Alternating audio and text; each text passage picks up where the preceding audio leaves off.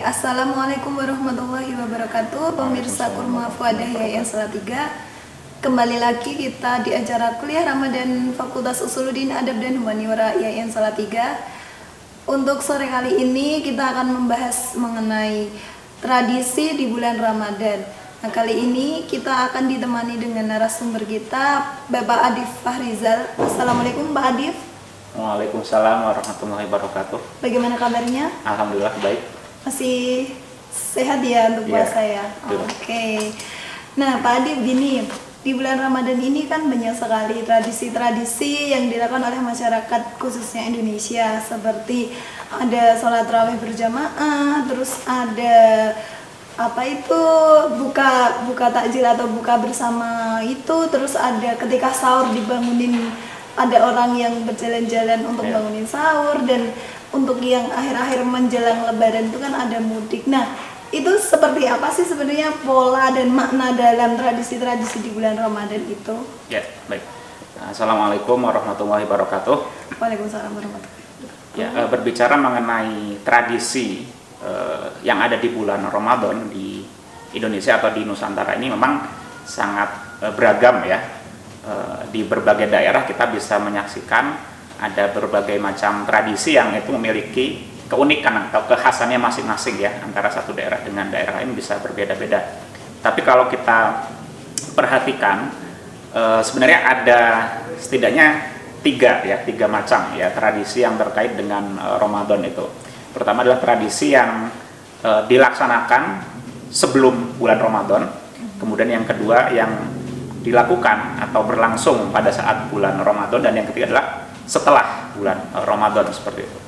Pada saat sebelum bulan Ramadan ya, di bulan Sya'ban atau kalau di Jawa dikenal sebagai bulan Ruah, itu banyak sekali ya tradisi yang berkembang di masyarakat kita.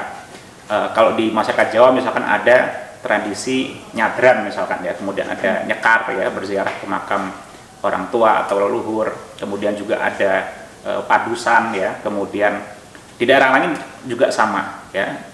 Misalkan di daerah Sunda itu ada tradisi munggahan namanya. Jadi makan-makan bersama untuk terakhir kalinya sebelum masuk ke bulan Ramadan. Di Aceh juga kita kenal ada tradisi namanya megang, namanya mak megang. Jadi itu juga makan bersama ya, sekeluarga atau satu kampung itu sebelum bulan Ramadan.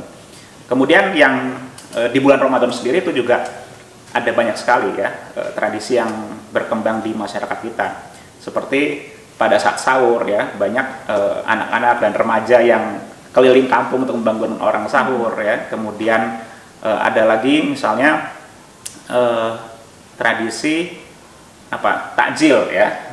Jadi buka bersama gitu. Itu juga bisa kita temukan di mana-mana. Belum lagi ada setelah sahur ada imsak ya. Nah, imsak ini juga khas kita sebenarnya, khas Indonesia, khas Nusantara gitu. Beberapa menit sebelum masuk waktu subuh sudah diingatkan untuk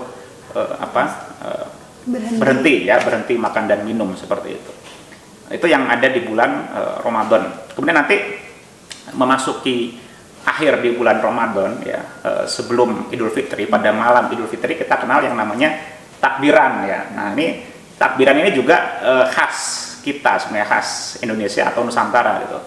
Karena di negeri-negeri Muslim yang lain tidak sesemarak yang ada di Indonesia seperti itu gitu ya.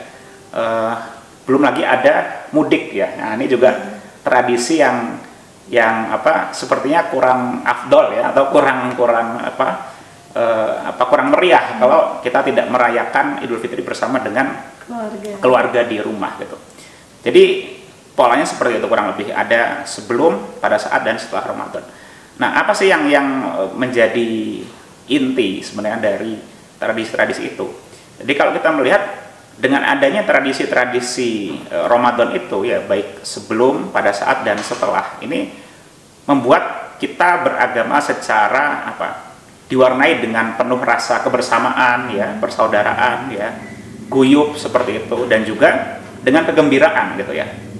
Nah, bagaimana kita bisa menyaksikan di bulan Ramadan ini banyak sekali ya orang yang menjalani bulan Ramadan ini dengan penuh kegembiraan gitu ya, khususnya ya anak-anak kita ya, anak-anak remaja itu, apa yang mereka alami di bulan Ramadan ini menjadi suatu pengalaman yang berkesan gitu ya, sehingga akhirnya agama ini tidak terasa menjadi suatu hal yang membebani atau memberatkan, tapi justru suatu hal yang menyenangkan gitu.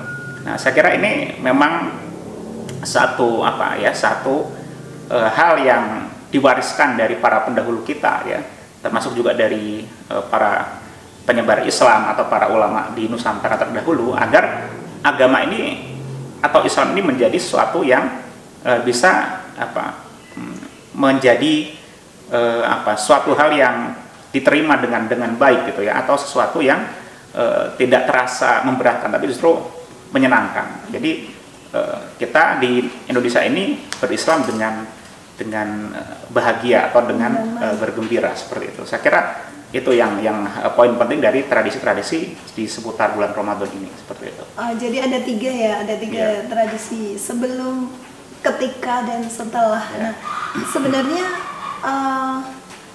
apa itu makna utama dari kegiatan itu apa sih, Pak Adif, kalau boleh tahu makna utama dari tradisi-tradisi itu? Ya, jadi kalau kita sedikit menggunakan pendekatan antropologis ya, sebenarnya kita tahu bahwa agama itu memiliki nilai-nilai ya, memiliki ajaran yang sifatnya itu abstrak gitu. Nah, justru dengan nilai-nilai atau ajaran agama ya, khususnya Islam yang bersifat abstrak itu, agar bisa membumi, agar bisa dipahami dan kemudian dipraktekkan oleh masyarakat, maka perlu ada satu hal yang konkret yang merupakan turunan atau representasi dari nilai-nilai tersebut gitu. Nah, dari situlah kemudian masyarakat itu berkreasi ya, menciptakan tradisi-tradisi yang itu mencerminkan nilai-nilai ajaran agama itu sendiri ya. Bagaimana misalnya dalam tradisi-tradisi yang tadi sudah disebutkan ya, itu kental sekali dengan nuansa kebersamaan, persaudaraan. Nah, ini kan sebenarnya pencerminan dari nilai Islam tentang ukhuwah ya, persaudaraan ya, antar sesama ya, khususnya antar sesama umat muslim seperti itu gitu ya. Nah, ini menunjukkan bahwa tradisi itu sebenarnya adalah suatu bentuk ya, perwujudan dari nilai-nilai Islam ya, agar nilai-nilai Islam itu tidak hanya menjadi sebatas teori atau hanya sebatas satu hal yang abstrak, tapi juga bisa dirasakan dan bisa terwujud dalam kehidupan nyata. Sebenarnya inti atau makna dari tradisi seputar Ramadan itu adalah tadi ya, membumikan nilai-nilai Islam itu ke tengah kehidupan bermasyarakat sebenarnya. Gitu, ya deh. Demikianlah pemaparan mengenai tradisi-tradisi Islam yang telah disampaikan oleh Pak Adif Fahrizal. Terima kasih Pak Adif. Terima kasih kepada pemirsa Kurma Fuadah Yayan Salatiga. Sampai bertemu lagi di acara kuliah Ramadan Fuadah Yayan Salatiga. Wassalamualaikum warahmatullahi wabarakatuh. Waalaikumsalam warahmatullahi wabarakatuh.